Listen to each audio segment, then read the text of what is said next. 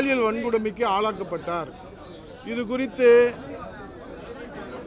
சபையினுடைய அலுவல்களை எல்லாம் ஒத்திவைத்துவிட்டு விதி எண் 56 கீழே இதை விவாதிக்க வேண்டும் என்று மாண்புமிகு எதிர்க்கட்சியினுடைய தலைவர் முன்னாள் முதலமைச்சர் அண்ணன் எடப்பாடியார் அவர்கள் நோட்டீஸ் கொடுத்தார்கள். மாண்புமிகு தமிழ்நாடு சட்டசபையினுடைய எதிர்க்கட்சி கொறடா அவர்களும் முன்னாள் அமைச்சர் KP முன்சாமி அண்ணன் அவர்களும் நானும் அண்ணன் SP வேலுமணி அண்ணன் அவர்கள் மூலியமாக சபாநாயகரிடத்திலே கொடுக்கப்பட்டது.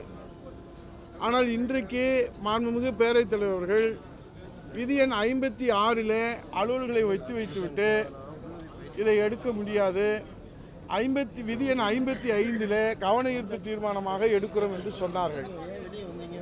அப்படி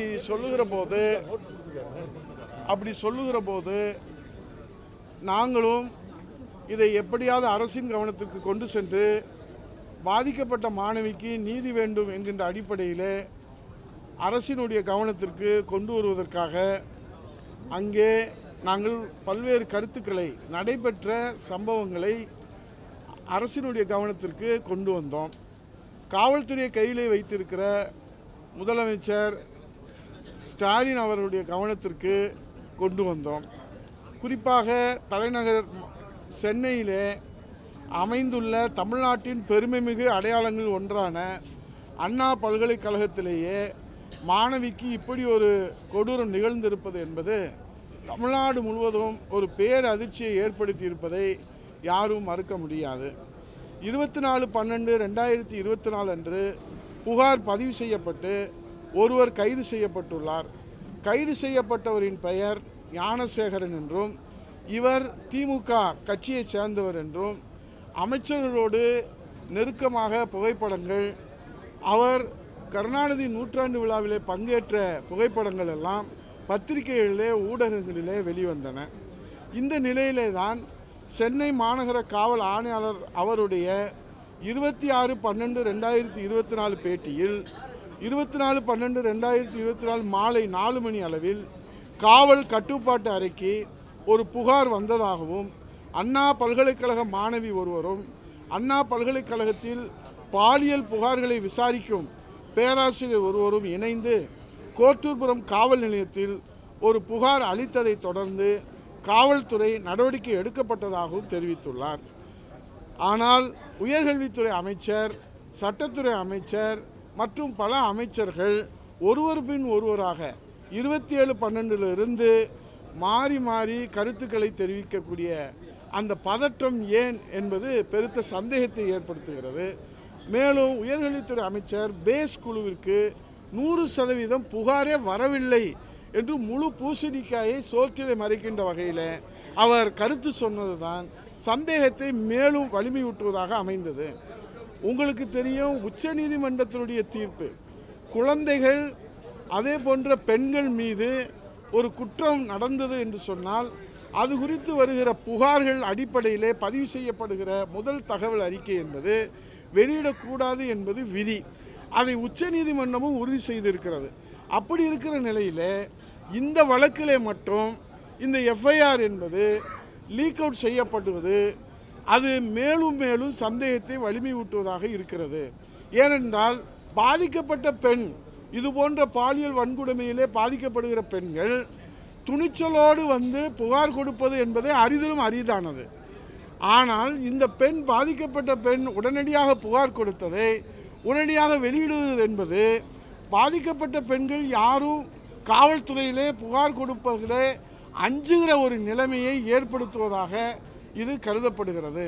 ஆகவே இது குறித்து மாண்பு முதலமைச்சர் அவர்கள் பதில் சொல்லுகிற போது இதற்கு நாங்கள் பொறுப்பல்ல, இது மத்திய அரசின் கீழே இருக்கக்கூடிய NIC என்று சொல்லக்கூடிய நேஷனல் இன்ஃபர்மேஷன் என்ற அந்த நிறுவனத்தின் மீது விளக்கம் சொல்லப்பட்டிருக்கிறது என்று பொறுப்பை தட்டி கழிக்கின்றார்கள். ஆகவே FIR என்பது ஒரு காவல்துறையினுடைய அந்த கட்டுப்பாட்டிலே தான் அது இருக்கும். அது எப்படி வெளியானது, ஏன் வெளியானது? இப்போது அரசு கோப்புகள் எல்லாம் இது போன்று வெளியிட்டு விட்டு இது டெக்னிக்கல் எரர் என்று சொல்லி இந்த அரசு தப்பித்து கொள்ளலாமா? ஆக இது எல்லாம் இந்த சம்பவங்கள் எல்லாம் தொடர் சம்பவங்கள் எல்லாம் பார்க்கிற போது ஒரு பெருத்த சந்தேகம். ஏனென்று சொன்னால் அந்த குற்றவாளி அந்த பாதிக்கப்பட்ட பெண் புகார் தெரிவிக்கிற போது தொலைபேசியிலே செல்போனிலே அந்த சாரோடு நீ இருக்க வேண்டும் என்றும் 3 ஆப்ஷன்களை முன்னிறுத்தி கொடுக்கப்பட்டதாக பாதிக்கப்பட்ட பெண் புகார் தெரிவிச்சிருக்கிறார்கள். ஆகவே அந்த சார் யார் என்று கேள்வி கேட்கிற போது காவல்துறையினுடைய ஆணையர் அவசரமாக விசாரணை ஆரம்பகட்ட நிலையில் இருக்கிற போது அவர் குற்றவாளி ஒருவர்தான் என்று ஒப்புதல் வாக்குமூலமாக கன்ஃபெஷன் ஸ்டேட்மெண்ட்டாக எப்படி முடிவுக்கு வந்தார்? ஆக பிளெயின் மூடில் இருந்தது செல்போன் என்று ஆரம்பகட்ட விசாரணையில் அவர் சொல்வது என்பது ஒரு பெருத்த சந்தேகத்தை ஏற்படுத்துகிறது. தொடர்ந்து 82 மாவட்டங்களிலே மாண்புமிகு எதிர்க்கட்சி தலைவர் நம்முடைய முன்னாள் முதலமைச்சர் எடப்பாடி அவருடைய தலைமையில் அனைத்து இந்திய அண்ணா திராவிட முன்னேற்ற கழகத்தினுடைய சார்பில் போராட்டம் நடத்தப்பட்டது. பாதிக்கப்பட்ட பெண்ணுக்கு நீதி வேண்டும் என்கிற அடிப்படையில் போராட்டம் நடத்தப்பட்டது. அவர்களெல்லாம் கைது செய்யப்பட்டு நாங்கள் எல்லோருமே தமிழ்நாடு முழுவதும் கைது செய்யப்பட்டு கைது நடவடிக்கைக்கு உள்ளானோம். ஆனால் நேற்று நடந்த ஆர்ப்பாட்டத்திற்கு நேற்று முன்தினம் அறிவிப்பு கொடுத்து நீங்கள் எப்படி ஆர்ப்பாட்டம் நடத்துகிறீர்கள் என்று சொன்னால் அவர்கள் மீது வழக்கு தொடுக்கப்பட்டிருக்கிறது என்று முதலமைச்சர் அவர்கள் பொறுப்பில்லாமல் பதில் சொல்வது சட்டத்தின் முன் அனைவரும் சமம் என்பது கேள்விக்குறியாக இருக்கிறது. ஆளுகிற திமுக கட்சிக்கு ஒரு நீதி, எதிர்க்கட்சியாக இருக்கிற அண்ணா திராவிட முன்னேற்ற கழகம் உள்ளிட்ட மற்ற கட்சிகளுக்கு ஒரு நீதி, சட்டத்தின் முன் அனைவரும் சமம் என்பதை காற்றிலே பறக்க விட்டு சட்டத்தை வளைக்கிற அந்த நடவடிக்கையை இந்த அரசு எடுத்து வருகிறது என்பதுதான் இந்த குற்றச்சாட்டு.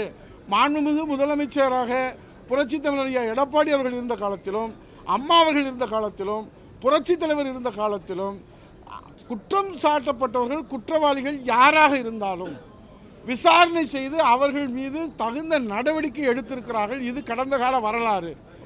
ஆனால் இன்றைக்கு அவர்கள் சொல்வது, மாண்பு முதலமைச்சர் அவர்கள் பதிலளிக்கிறதை சொல்வது, இந்த சம்பவத்தை முழுக்க விட்டுவிட்டு அந்த ஆணையாளர் ஏன் அப்படி ஆரம்பகட்ட விசாரணையை சொன்னார், அமைச்சர்கள் ஒருவருக்கு பின் ஒருவராக பதற்றத்தோடு ஏன் சொன்னார்கள், இவ்வளவு சொன்னதற்கு பிறகு முதலமைச்சர் காவல்துறையை கையில் வைத்திருக்கிற முதலமைச்சர் ஏன் வாய் திறக்கவில்லை, இந்த கேள்வியெல்லாம் தொடர்ந்து நாங்கள் கேள்வி கேட்கிற போது முதலமைச்சர் அவர்கள் பொள்ளாச்சி பாலியல் சம்பவத்தை அவர்கள் எங்களிடத்திலே கருத்துக்களை சொல்லுகிற போது பொள்ளாச்சி பாலியல் சம்பவத்திற்கு உடனடியாக சிபிஐ விசாரணை வேண்டும் என்று பரிந்துரை செய்தது அன்றைய முதலமைச்சர், இன்றைய எதிர்க்கட்சி தலைவர், மாண்புமிகு எதிர்க்கட்சி தலைவர் அண்ணன் எடப்பாடியார் அவர்கள்.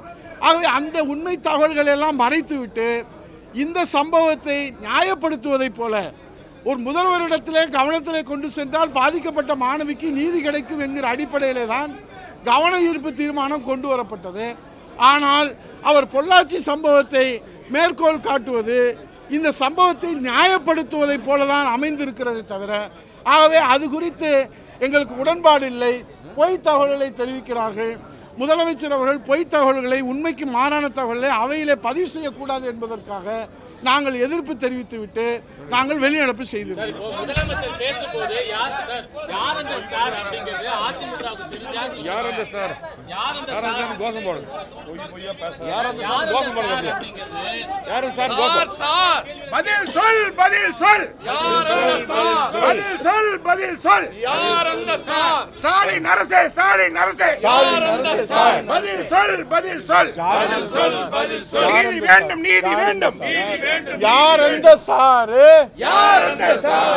நீதி வேண்டும், நீதி வேண்டும், நீதி வேண்டும், நீதி வேண்டும். பாதிக்கப்பட்ட மாணவிக்கு நீதி வேண்டும், நீதி வேண்டும், நீதி வேண்டும், நீதி வேண்டும். யார் அந்த சாரு? யார் அந்த சாரு? ஸ்டாலின் அரசே, திமுக அரசே, நீதி வேண்டும், நீதி வேண்டும், நீதி வேண்டும், நீதி வேண்டும். வெக்க கேடு, வெக்க கேடு, வெக்க கேடு, வெக்க கேடு. பல்கலைக்கழக வளாகத்திலேயே மாணவிக்கு பாதுகாப்பில்லை, பாதுகாப்பில்லை, பாதுகாப்பில்லை, மாணவிக்கு பாதுகாப்பில்லை.